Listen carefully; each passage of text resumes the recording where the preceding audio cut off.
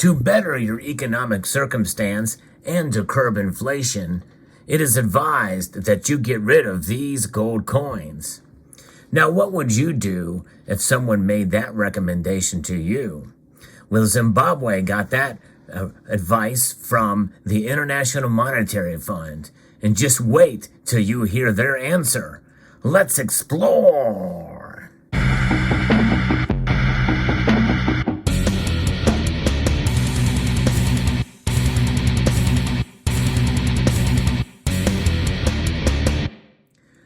You're going to love it.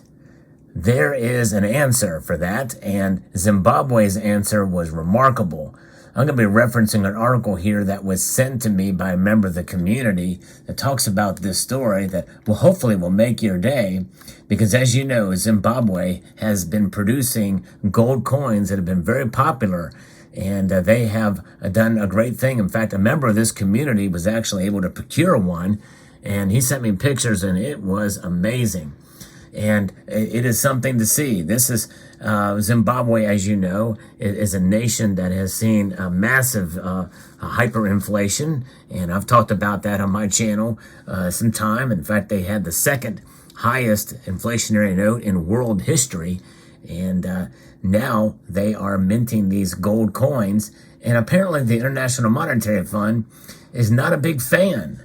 The fund staff team, led by Dhaneshwar Gura, conducted a mission to Harare during the December 1st through 15th, 2022 in the context of the 2023 Article 4 consultation that they did. And this is to officials in Zimbabwe. At the conclusion of the mission, they made a number of recommendations aimed at helping the Southern African country curb the skyrocketing inflation. One of the recommendations was for the government to do away with the gold coins that they had produced. Yeah, that's what they recommended. A near-term policy imperative is to sustainably anchor macroeconomic stability, read the statement by Mr. Gura. In this context, fund staff recommend accelerating the liberation of the FX market, and that's foreign exchange market, including through the removal of restrictions on the exchange rate at which banks, authorized dealers, and businesses transact, addressing the Reserve Bank of Zimbabwe's quasi-fiscal operations to mitigate liquidity pressures, maintaining an appropriately tight monetary policy stance, tear durability, restore macroeconomic stability, and ensure social stability, restoring the nominal anchor for monetary policy, including through the use of appropriate interest-bearing instruments to mop up liquidity, and winding down the use of gold coins, and maintaining a prudent fiscal stance. Now, there they are, a word salad of things that they want them to do with the winding down of the use of these gold coins. And now, they're not these specific ones. These are Western nation gold coins from the Canada, the United States, Mexico, and Great Britain. But nonetheless, gold coins nonetheless. Many Western nations and many nations who kind of help operate and run the international monetary funds have their own gold bullion coins. But they don't want Zimbabwe to have theirs. No, they don't. So they're recommending that they stop doing it, which is not surprising considering the International Monetary Fund. How would you like some big bank to tell you to stop stacking? Well, I'll tell you what, the way things are going these days, it would not surprise us to see them move in that direction or penalize the purchase of gold and silver. But speaking in Parliament on Thursday, Zimbabwe's Finance Minister, Mthuli Ncube, dismissed the IMF recommendation on gold coins, and he pointed out that their invention was assisting in mopping up liquidity. How's that for an answer? So the International Monetary Fund, essentially, they want to use appropriate interest-bearing instruments to mop up liquidity. And basically, Finance Minister Mthuli Ncube basically said, hey, here's a middle finger, and our gold coins, in fact, are assisting in mopping up liquidity. The measures we have taken in the last few months in the third and fourth quarter, and we have maintained those measures, are aimed at exactly that. And that is why you are seeing stability in the domestic currency, the narrowing of the gap between official and parallel rate, he said. I tell you what, when I first started covering this story about the Zimbabwe gold coins and what they were doing, I and many others in the community were cheering them on. This is amazing because we've seen the history and the corruption in Zimbabwe for all these years, and finally now they're using something that's incorruptible to fight inflation.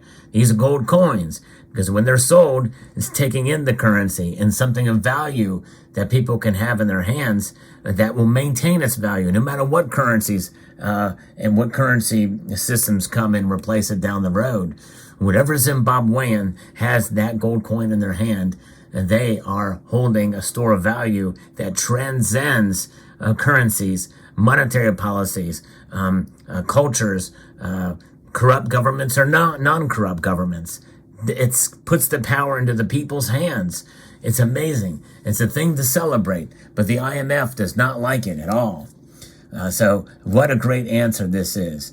And so we are also seeing month-on-month inflation beginning to fall, followed by year-on-year inflation.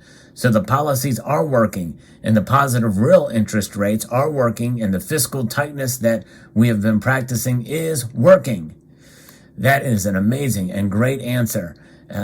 Eat that, International Monetary Fund. I think that's great news. Wow.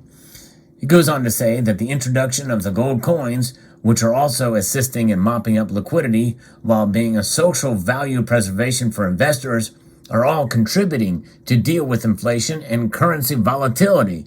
Boom! Another truth bomb sent to the powers that be in the International Monetary Fund. Wow. Now, moving on to what the Reserve Bank of Zimbabwe Monetary Policy Committee member Persistence Gwanyanya said. Number one, MPC and RBZ never viewed gold coins as a silver bullet, but necessary intervention at the time. So backing up there with what they're saying, that's the World Bank of Zimbabwe is what RBZ stands for. I'm not sure what the MPC stands for, but and then number two, the idea of gold coins was mooted to reverse the depreciation of the ZWL. And I think that is in reference to maybe their currency or what have you. But there it is. What an amazing story. This is good news. This should give applause from everybody who is a precious metals advocate. And I would encourage many states out there here in the United States that are considering sound money policy to read this story and watch this video.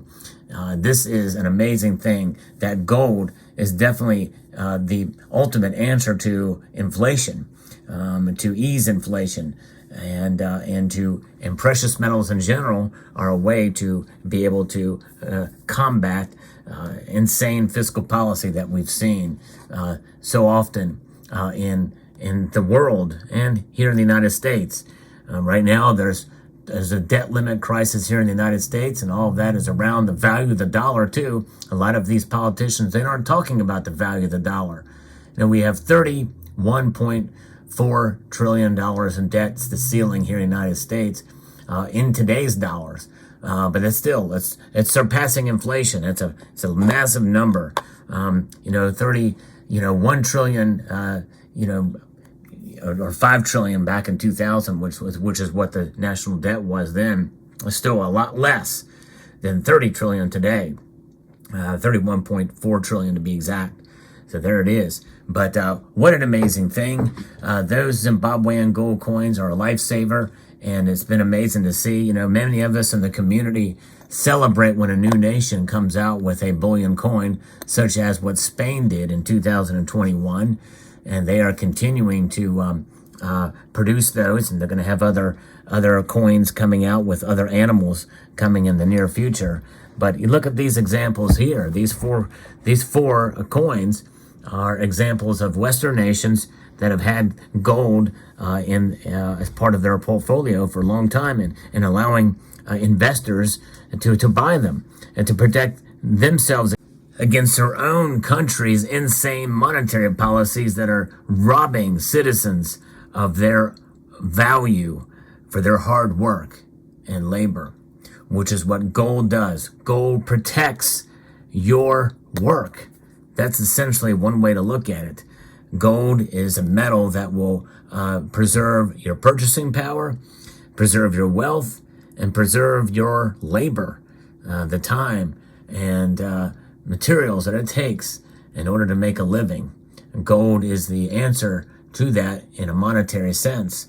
And that's why people hold on to it. Why nations, by the way, why they stack it and they accumulate it, for sure. And so that's why I'm a big fan of nations doing, and I applaud what Zimbabwe is doing. And let that be an example, by the way, for other nations and other states as they continue to fight against inflationary policies, modern monetary theory, quantitative easing, which is going to come back and bite us with these high inflation rates. So there you have it. Let me know what your thoughts are about this story. And thanks again to the member of the community who emailed me this story. This is amazing. And let me know what your thoughts are about Zimbabwe's amazing answer. I'd like to extend a multitude of gratitude to you all for taking the time to watch this video, and to encourage you to please rate, share, comment, and subscribe.